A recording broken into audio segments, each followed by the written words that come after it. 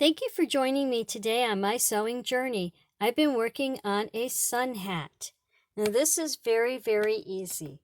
What it mounts to is a circle, a rectangle, and a big circle. Now to get these measurements, you would have to measure your head, the top of it, to get this circle measurement, and then around your head, all the way around to get the rectangle measurement. And as for this, the brim, you would have to decide how large you want the brim to be on your sun hat. Now, I haven't quite finished this, so it doesn't have the lining underneath, which would be the same size as this, and just sew it right sides facing together, then flip it over, and then sew it onto the brim, or not the, yeah, sew the brim onto the band here. And that's basically how you would do the brim, but I'm getting ahead of myself.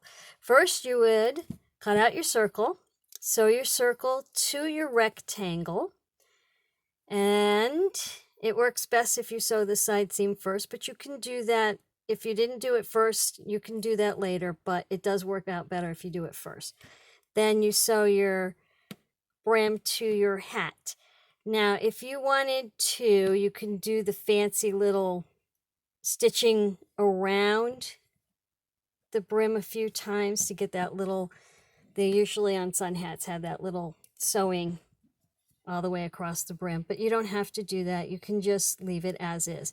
If you wanted a stiffer brim, you put in interfacing, or if you don't want to use interfacing, just use a couple of layers of fabric and that will stiffen it up. This was a fun project to do. I hope you like this idea. Thank you for joining me today. Thank you for liking, thank you for subscribing, and thank you for viewing, and happy sewing.